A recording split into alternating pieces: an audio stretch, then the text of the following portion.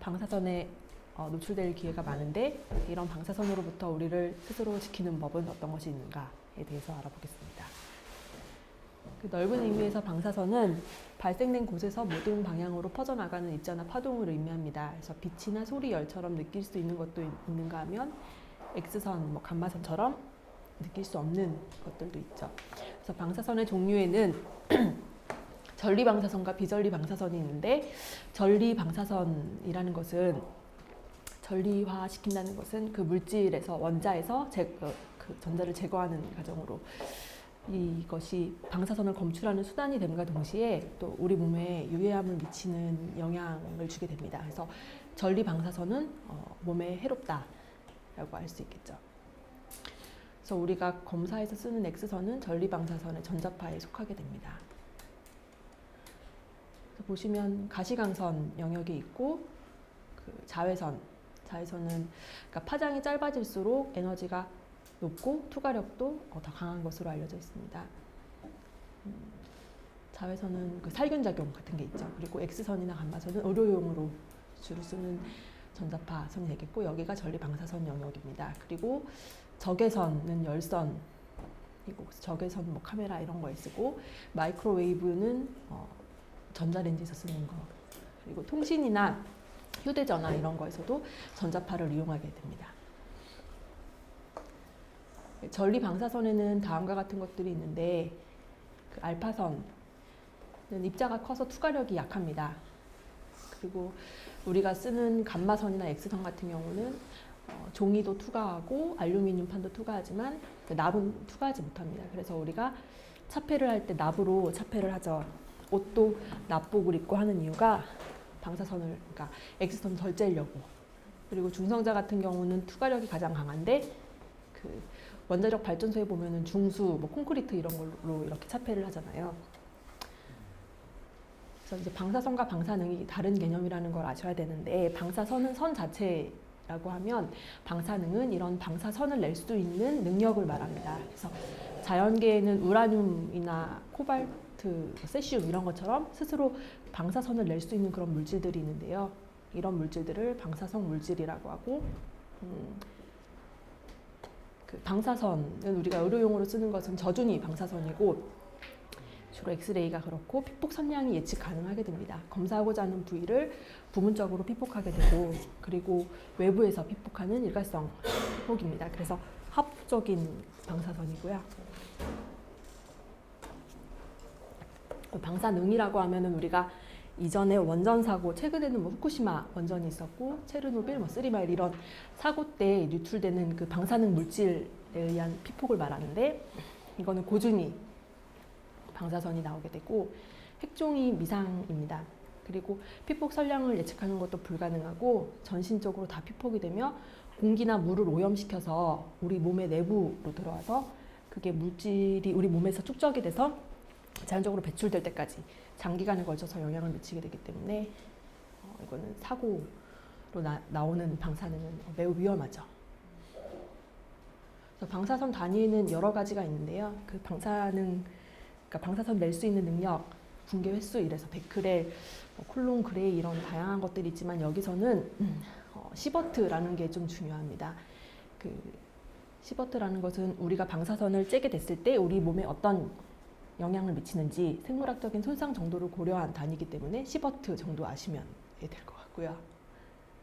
이제 방사선에 우리가 일상생활을 하다 보면은 자연적으로 노출이 됩니다. 그 세계 평균이 2.4 mSv 정도로 알려져 있는데, 우리나라는 3 mSv 연간 그 정도의 양을 받고, 그러니까 하루에 0.01 정도를 받는다고 생각하시면 됩니다.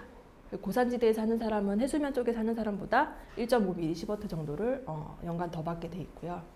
그리고 비행기 여행을 할 때도 우리가 방사선에 노출이 된다고 알고 계실 텐데요.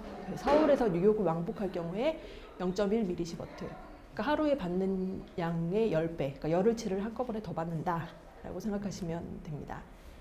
우리가 병원에 와서 가장 흔하게 촬영하는 단순 흉부 방사선 촬영의 경우에는 0.02, 그래서 이틀치 정도 더 받는다고 할 수 있고요. CT 촬영은 좀 많이 받으시는 편인데, 이 X선, 그러니까 체스트 엑스레이 한 번 찍는 거에 100배 정도 굉장히 많은 양을 받으시게 되는 거죠. 우리가 지구에 살고 있으면 지구상의 모든 물질로부터 나오는 그런 자연 방사선에 노출이 됩니다. 그 아주 먼 옛날부터 우주에서 들어오는 우주선을 비롯해서 그런 선에 계속 노출이 되는데요. 그래서 그런 방사선을 자연 방사선이라고 하고 우리가 의료적인 목적으로 이용하는 방사선을 인공 방사선이라고 합니다. 우리가 자연 방사선에서 연간 2.4 정도를 세계 평균적으로 받는다고 하는데 가장 많이 받는 부분은 공기 중에 라돈으로부터 받게 됩니다. 그 흙이나 토양 그리고 건물 자재에서 나오는 게 라돈인데요. 네, 이게 1.3 정도이고 음식물을 통해서도 이렇게 내부 피폭이 되는 것, 외부 피폭이 되는 것 등을 볼 수 있죠. 네, 이제 영상의학과 검사 장치에는 다음과 같은 것들이 있는데요. 단순 방사선 촬영이나 그 수술방이나 우리 시술 중에 많이 사용하는 C암, 골밀도 검사, 유방 촬영용 장치 만모, 그리고 CT, MRI, 초음파 이런 게 있습니다. 이 중에 전리 방사선이 발생되지 않는 검사 장치는 퀴즈. 선생님. 마무리. 아니 전리 방사선은 우리 몸에 해로운 거잖아요. 우리 몸에 해로운 전리 방사선이 발생되지 않는 검사 장치는 그러니까 좋은 거죠. 좋은 장치. 네, 또 초음파랑 또 뭐? MRI. 예, 맞습니다. 그래서 나머지는 다 전리 방사선인데요. 전리 방사선이 나오는 검사죠. 그래서 우리가 흉부 엑스레이를 찍게 되면은 이 정도 양을 받고 척추는 좀 심플 방사선 촬영 중에서 좀 많이 나오는 편입니다. 근데 사지, 뭐 무릎이나 어깨, 발 이런 데 찍을 때는 좀 양이 적은 편이고요. 유방 촬영도 좀 많이 나오는 편이고 하지만 이거 되게 양이 좀 작은데 반해서 CT는 굉장히 많은 양이 나오게 됩니다. 특히 부위에 따라서 약간 다르긴 한데 뭐 복부 CT 같은 경우는 찍는 방법에 따라서 20mm 시버트까지 되기도 하고 그래서 최근에는 이거를 좀 이제 적게 해서 좋은 이미지를 얻기 위한 노력들이 많이 이루어지고 있습니다.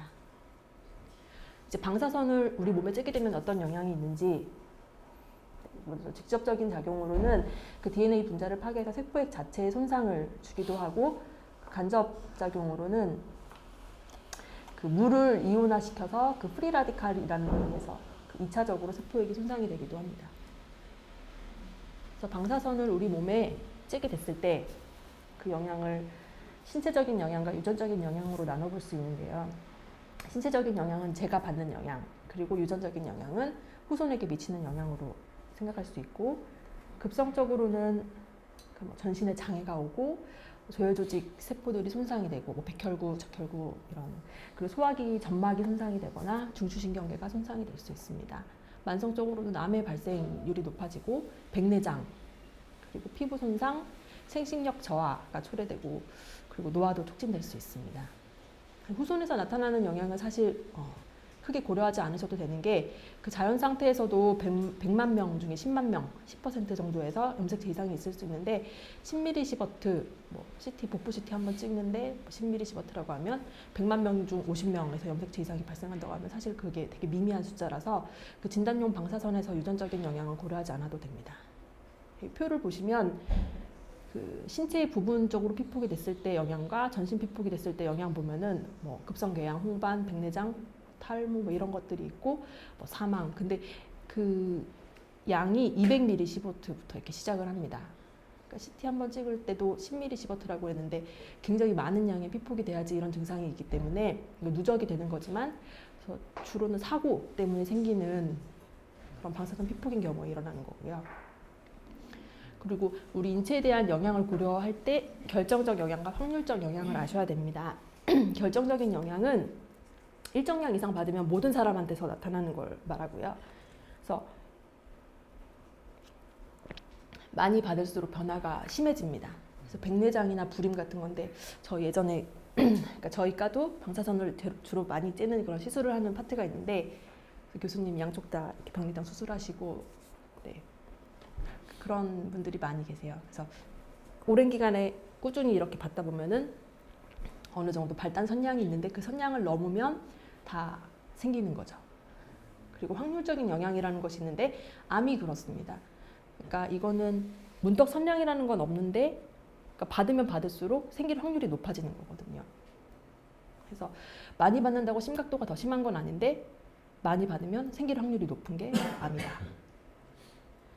그래서 방사선은 발암 가능성이 있는 거다라고 이제 알게 됐고 그 확률을 표현한 건데 단순 흉부 방사선 촬영 한 번 했을 때 암에 걸릴 확률은 담배 1.5개 피를 피고 폐암에 걸릴 확률 그러니까 굉장히 낮다는 얘기죠. 담배 1.5개 피 피고 폐암에 걸릴 확률이 굉장히 낮고 예전에 뭐 보스턴이 굉장히 공기가 오염이 심했을 때 하루 살았을 때 폐암에 걸릴 확률 뭐 이렇게 표현을 하기도 했습니다.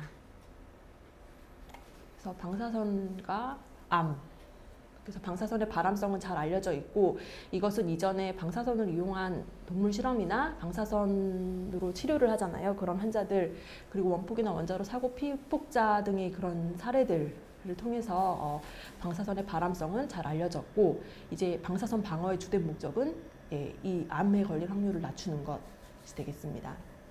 그 암의 발생 시기는 방사선 치료 환자와 그 원자로 사고에서의 뭐 그런 자료들을 토대로 했을 때 혈액암이라고 하면 백혈병 이런 것들인데 이거는 8년 후에 주로 생기고 고형암은 이보다 더 길게 12에서 20년 후에 그러니까 암에 걸리는 것이 간격이 있다는 거죠. 그래서 방사선과 가장 관련 있는 암으로 백혈병이 알려져 있고 여성에서 유방암, 그 남녀 모두에서 갑상선암 이런 것들이 있습니다. 그 방사선 양과 암의 발생률 이게 좀 중요한 것 같은데요. 나이가 어릴수록 방사선으로 인한 암에 걸릴 확률이 높아집니다. 그래서 이거 표를 보시면 그 어린 나이에 방사선에 피폭이 됐을 때 암에 걸릴 확률이 더 높고 왜냐하면 살아갈 여명이 더 길기 때문에 나이 많이 드신 분들 피폭됐을 때랑 어렸을 때 피폭됐을 때랑 그게 다르고요. 남자보다 여자에서 더 취약한 것으로 알려져 있습니다. 그 2배 정도 같이 방사선을 쬐도 여자에서 2배 정도 더 암이 많이 발생되는 것으로 알려져 있습니다. 다음은 임신과 방사선인데요. 그러니까 방사선과 상관없이 임신 자체가 이런 위험성이 있습니다. 15%에서 자연유산이 있을 수 있고 뭐 기형이나 발육장애, 조산, 1%의 정신지체. 근데 우리는 모든 이런 확률을 뚫고 다 이렇게 예쁘게 태어나서 정말 감사한 것 같습니다. 전체 임신 기간 중에 태아는 0.5에서 1mS의 자연 방사선에 노출이 되게 됩니다. 태아가 방사선에 어떤 영향을 받는지는 임신 시기에 따라서 영향이 다른데요. 전 기간에 걸쳐서는 암하고 상관이 있습니다. 여기 보시면 1주나 2주에 방사선에 노출될 경우, 그러니까 산모가 방사선 노출될 경우에는 그 유산이 일어나게 되고요. 3에서 8주는 기관이 형성되는 시기이기 때문에 기형이나 발육 이상, 그래서 10에서 27주는 신경계 이상 이런 것들이 있는데요. 이게 문턱 선량이 있습니다. 50에서 100mg 정도 받아야지 이런 일이 일어나기 때문에 CT 한 번 찍는데 뭐 10 이렇게 생각하면 CT를 5번을 찍고 그래야지 이런 게 생기는 거니까 굉장히 많은 양의 노출이 돼야지 이런 것들이 생기기 때문에 사실 크게 이렇게 될 일은 별로 없지만 그 소아암은 문턱 선량이 없습니다. 그러니까 태아가 방사선에 일단 피폭이 되면은 소아암과 백혈병이 생길 확률이 높아지는 거죠. 그래서 문턱 선량은 없지만 앞으로 애가 살아가면서 태아 때 받았던 그 방사선이 영향을 미칠 수 있다는 것 때문에 굉장히 조심해야 돼요. 그래서 임신 중에 방사선에 노출될 경우 엑스레이 찍게 되면은 산모 복부 피폭량의 50% 정도를 받게 되는데 조사야 자체가 엑스레이를 뭐 이렇게 다른 데 찍으면 배에 아기 태아가 있는 부분이 포함이 안 되면 거의 뭐 영향을 안 받는다고 생각하시면 됩니다. 그래서 임신한 방사선 종사자는 연간 1mS 이하로 받을 것을 권고하고 있고요. 그리고 여기 외래 선생님들도 많이 어시스트 쓰시잖아요. 그 납치마 입고 이렇게 검사 시행하실 때 이렇게 납한 뒤에 이렇게 숨어 있거나 하면은 거의 뭐 영향은 받지 않는다고 보시면 되겠습니다. 그래서 임신 중 방사선 노출의 원칙은 가급적 피하고 특히 기관 형성이 되는 2에서 8주 사이에 조심하고 모르고 했을 때는 염려하지 말고 추가 피폭을 피할 것. 최근에 CT 검사를 통해서 방사선 양을 많이 받게 된다는 것을 사람들이 많이 알게 되었습니다. 그래서 CT 검사나 이런 방사선 촬영을 하게 될 경우 내가 얼만큼 피폭이 되는가 이런 것들에 대해서 궁금해하기도 하고요. 그리고 실제 CT 검사가 암을 유발할 수도 있다는 것도 이 말이 나온 지 한참 됐는데 이건 2007년도 자료인데요. 그래서 많게는 전체 암의 4% 정도가 CT 검사나 이런 방사선 노출로 인해서 생기는 암이다. 그러니까 그러니까 전체 암의 4%라고 하면 되게 많은 부분이죠. 그래서 이거는 NEJM이라고 굉장히 유명한 잡지에 실렸던 저널인데 CT가 방사선 노출을 증가시키는 원인이 되고 이게 암과도 상관이 있다라는 걸 발표를 함으로써 굉장히 센세이션을 일으켰던 논문입니다. 2007년도에 발표됐었고 1990년도에 1,300만 건 정도였던 CT 검사가 2000년도에 4,600만 건으로 거의 3배 이상 증가를 했고 특히 우리나라랑 일본에서 CT 검사가 굉장히 많아졌는데 이것이 그 암과도 영향이 있다. 그래서 부위별로 뭐 미치는 관련 있는 암 그런 표들이 나왔었고요. 근데 우리 병원은 물론 CT 검사를 해야 되는 그런 경우에는 해야 되겠지만 CT 검사를 하더라도 그 일반인들이 내가 방사선에 이렇게 노출이 되는구나라는 인식이 있어야 하고 검사하는 사람도 더 줄여서 방사선 양을 적게 해서 좋은 이미지를 얻게끔 노력해야 되는 게 필요하고요. 불필요한 검사를 하면 안 되고요. 그래서 우리 병원은 불필요한 CT 검사를 하지 않는 좋은 병원입니다. 그래서 방사선 검사의 원칙은 정당화. 환자가 검사를 함으로써 진단이 되는 그 이익과 방사선에 노출이 되는 그 위험을 고려를 했을 때 그 이익이 더 커야 하는 것이고, 그리고 최적화. 그리고 합리적으로 달성할 수 있는 한 낮게 방사선을 써서 해야 됩니다. 이제 중요한 얘기를 해야 되는데요. 외부 피폭 방어의 3대 원칙, 시간, 거리, 차폐. 이거는 항상 머리에 두시고 하시는 게 좋을 것 같은데요. 그 이제 방사선에 우리가 노출돼야 되는 경우가 있잖아요. 그래서 최대한 시간은 짧게, 방사선 피폭량과 피폭 시간이 비례합니다. 그리고 거리는 가능한 멀게. 이렇게 뭐 시술할 때 조금이라도 더 떨어져서 그럼 거리 제곱에 반비례하기 때문에. 그리고 차폐가 중요합니다. 그 납복도 잘 입으셔야 되고 갑상선도 굉장히 취약한 조직이기 때문에 갑상선도 잘, 목에 실드도 잘 하셔야 되고요. 그 납복도 보관할 때 구겨지지 않게끔 크랙이 생기면 그 사이로 또 이렇게 방사선 투과될 수 있기 때문에 다 같이 돌려 입는 곳이니까 그렇게 하는 게 필요하겠습니다. 그 의료 종사자가 시술 중에 받는 방사선은 사실 직접적으로 조사되는 것보다는 산란선에 의한 영향인 경우가 많습니다. 그리고